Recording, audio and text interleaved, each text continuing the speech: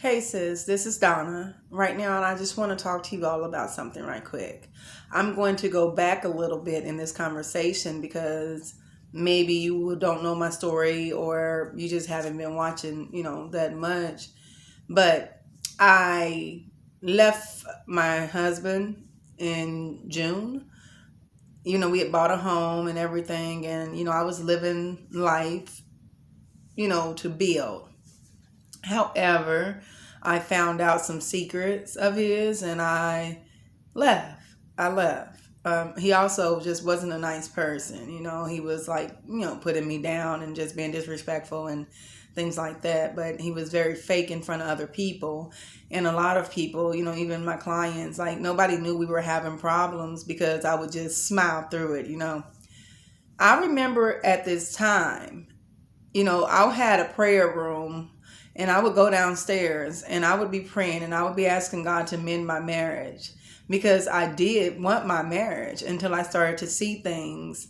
When coronavirus happened, it allowed me to see what was really going on behind my back. I mean, I had seen signs of things, but I guess I really just didn't want to believe it. So God was preparing me in that season. It's like he was letting me know that I was going to be okay.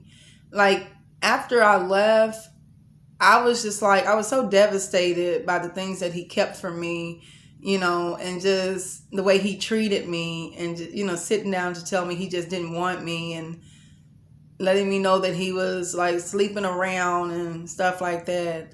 I was devastated to say the least. And I couldn't see myself where I am today. And when I say that, I'm saying that because I couldn't see myself smiling again. I couldn't see myself just really being over it. And I couldn't see myself forgiving him shortly because I was just like, at that moment, I hated what he had done to me. So anytime he would text, he would be telling me, calling me fat broads and just saying things to me that were mean, just wanting to hurt me in some kind of way. So I blocked his number. Well, eventually he got a new number. And this was like about 2.5, maybe 3 weeks ago. He texted from that phone number. But this time when he texted, he was trying to be nice. He was more so, not calling me out my name and stuff like that. And I'm like, what's your angle? Because you don't usually talk nice because he's not a nice guy all the time. Well, yesterday I was doing somebody's hair and I get an unexpected 3 calls back to back. And I'm like, I see that it's him. I don't answer the phone. So I'm like, I wonder if it's an emergency. But then he texted and he said, like, are you busy? I still didn't respond. He said, well, I'm outside. And the night before that, I actually had this weird dream about him like shooting through my front window. I had not even really been thinking about him, but I've had that. And then I had another dream where he was saying, I'm sorry and stuff like that. But I went to the front window. I'm to the front door.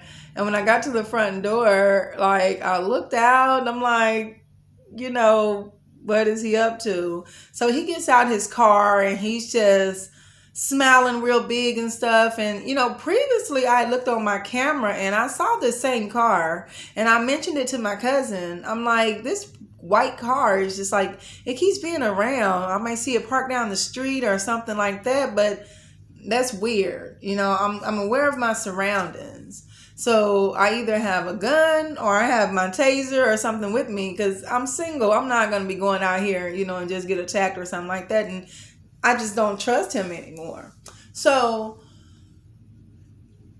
he came up and he's just like, hey, you look good and this, and this.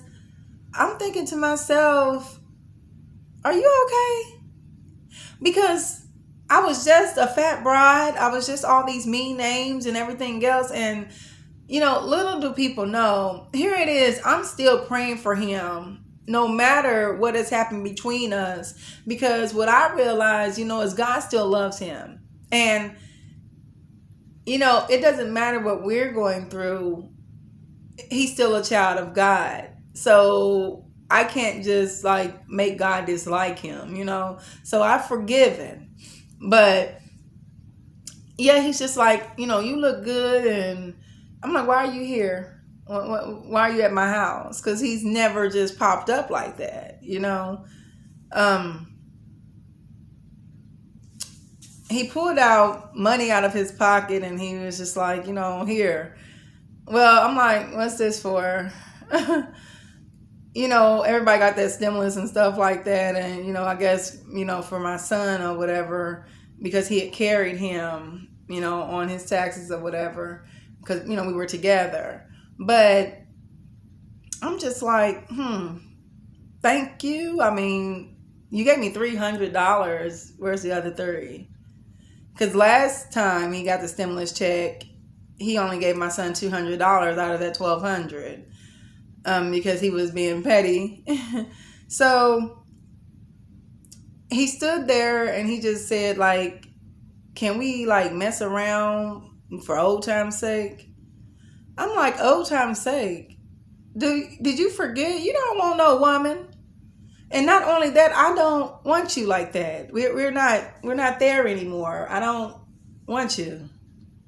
So he leans in and he tries to kiss me. And I'm like, I'm not getting ready to kiss you. He's like, just let me kiss you on your cheek and stuff. I don't know where your mouth has been.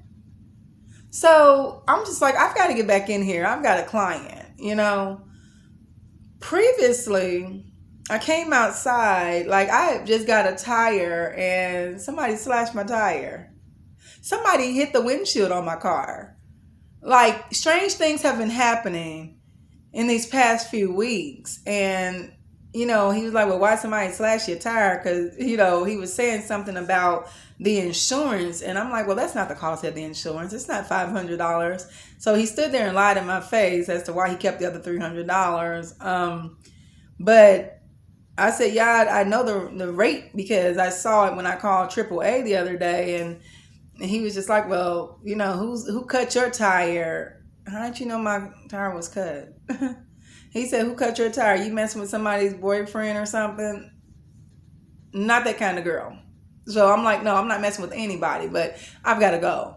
So I came in the house and it's like, what? Have you really forgiven?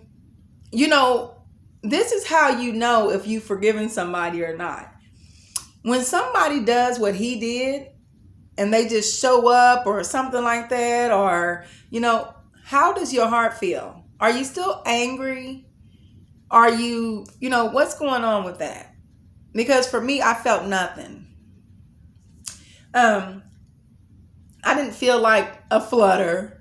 I didn't feel anything but sorry for him because he doesn't look the same anymore. It's been a few months and he just looks different, even thinner.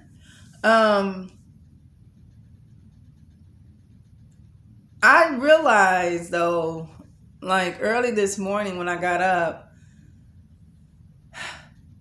I was just like, I had a fear when he got out the car, and I'm just like, what do you have on you? Do you have a gun or something? Like, I was thinking that he's there to do something to me. It's so weird because somebody who I shared life with, shared a bed with, this and that, like, I just really don't trust him. And I just don't trust anything that he says or does. And, I'm always wondering what is his reason for popping up or what is his reason for doing the things that he does. He told me, he said, you really think that I would bring a gun over here and this and this? Yeah. He's like, why would you think that? Because you're you. But if you really forgive somebody, you forgive them. Like I said, I forgive him, but that doesn't mean I have to fall back into anything with him. There's no desire whatsoever for that. So I'm so glad, that God was preparing me even before this situation started. I'm so glad that God saw fit to mend my heart. if you've seen videos in the past, I have shared this journey. And like I said, I was really devastated. You know, this marriage took something out of me, but it also built me. It also pushed me into my purpose. It did a lot for me. It really did. But yeah, if you're going to forgive somebody, then forgive them. But you don't have to go back to that place that was dead. Bye, sis.